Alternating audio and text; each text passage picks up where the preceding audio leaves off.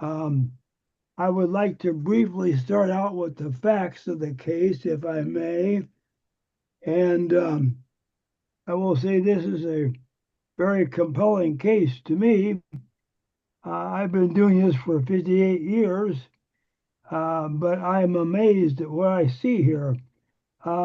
Basically, my client was a young student from Africa.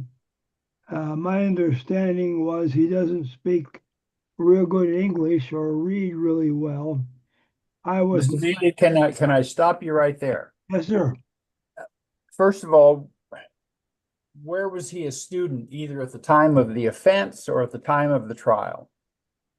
Well, that's why I say he was. I'm not sure he was actually enrolled. I think he initially came over, Your Honor, and was in school, but may have dropped out. I'm not for sure. No, he graduated from high school, a normal high school, in 2020. So he was no longer a student. Next, you say that he had difficulty in writing. Do you have anything in the record that would indicate in any way that Mr. Kabongo had any problem in writing the English language?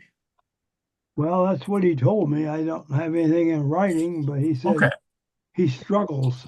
Did you happen to read his handwritten petition for leave to appeal that he filed in this case to Yes, the sir. Illinois Supreme Court? Yes, I think I did. Okay. And that was all in proper English and proper form. In fact, Yeah, it was pretty well written. yes, he's a smart man, I think. But the problem, Okay. Well, wait a minute, because remember, he has difficulty writing, you just said. Now, you right? also said he has difficulty speaking the English language. He went through a trial. Was there ever a request or a need or apparent need, either by the trial court or by his counsel, that he was in need of an interpreter? Not that I'm aware of. I was not his lawyer till later in the case. Okay. The answer is no. No, He handled an appeal.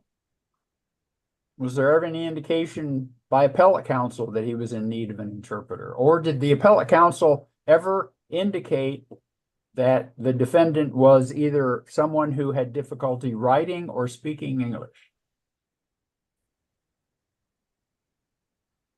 not to my knowledge. Okay. I think Did they. anybody, he had two attorneys, he had an attorney at trial. Did any attorney ever express an indication or concern that the defendant had any difficulty reading or speaking the English language or writing the English language? Not to my knowledge. Okay. I will say, though, Your Honor, when I spoke to him in person, he was difficult to understand and communicate with. Really?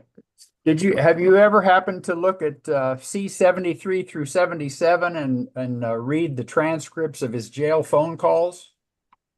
Well, I'm sure I've read most of this, but I can just tell you myself, it was not clear when I was speaking to him. Okay. So as far as we know from the record, because as we know, he's not necessarily entitled to an evidentiary hearing just because he files a post-conviction petition. Hearings are required only if the petition is supported by the record or accompanying affidavits making a substantial showing of a constitutional violation. As far as I can tell from your brief, the only citations that you make to support any of these assertions as to the defendant's condition come from his affidavit alone. Is that true? That's true. Okay. The trial court was the court who heard the petition, the same court who had heard the trial. Well, when the trial was a plea, I guess. Or Yeah. I'm sorry, who had heard the case up to the plea. Yes, that's correct. Okay.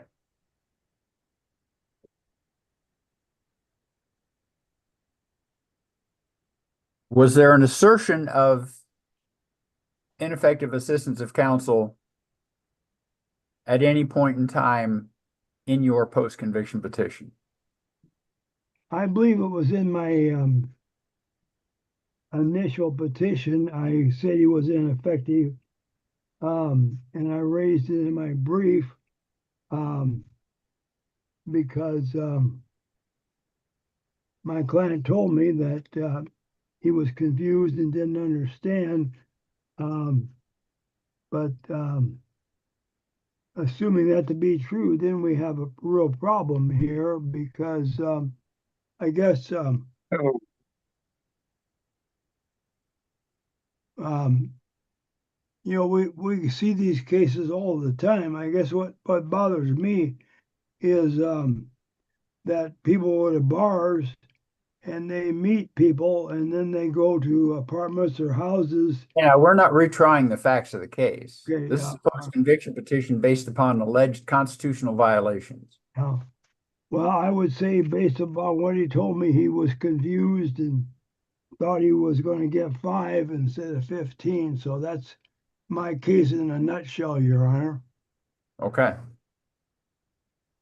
That's all I would have to say to you. Anything else to argue?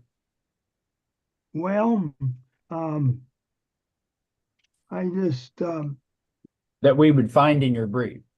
yeah, the cases we cited, they seem to suggest if there's questions of fact, you can't decide them on a motion to dismiss. It's kind of like a civil case, a 615 motion. You don't try facts, you have to have a hearing, but those are the cases we cited. So we would stand on those.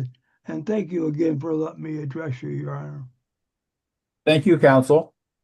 You'll have an opportunity to argue in rebuttal.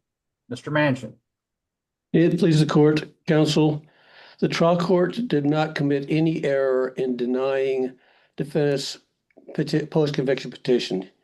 To my recollection, there is no mention of ineffective assistance of counsel anywhere in the post-conviction petition. The only allegation is that his attorney told him he would get 5 years.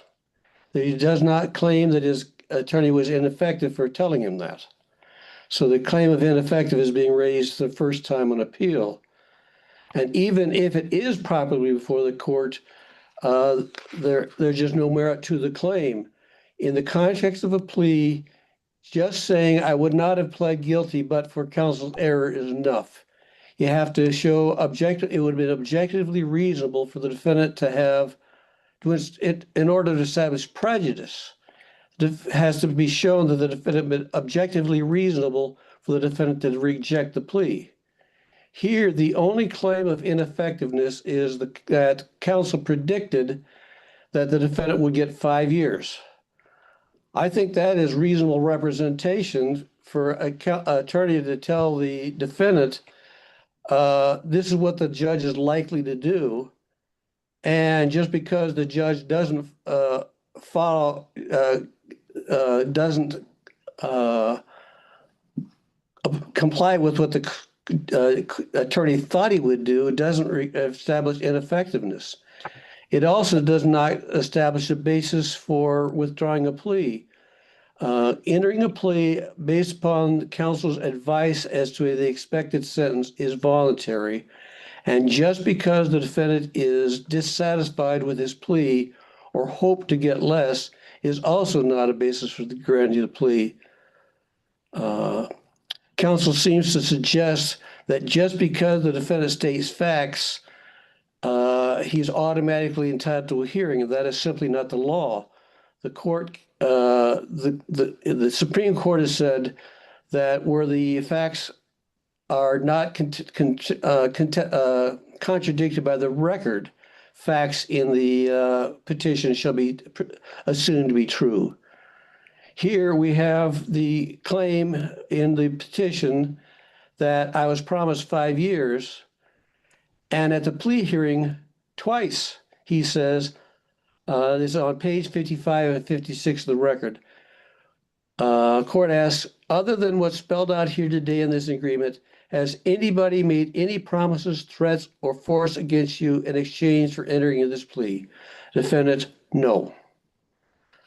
His petition falls on that basis alone. His claim of promises is directly contradicted by the record, and the defendant's facts may be true, but they still do not establish a grounds for relief. And here, a alleged promise that you would get 5 years, even taken as true, is simply not a basis to withdraw the plea. So I submit that the trial court committed no error in dismissing the post-conviction petition in this case. If there are no Thank you, further Mr. questions. Hodgson. I don't see any questions. Mr. Veely, Thank above. you. I guess I would respectfully disagree because I'm looking at People versus Johnson, which we've cited in our brief, and it seems to say that a promise of leniency is sufficient to have an evidentiary hearing. So I guess that's our strongest case here, Your Honor, and that's all I have. Thanks again. Thank you, counsel. We appreciate your arguments. We'll take this matter under advisement, and the court will stand in recess.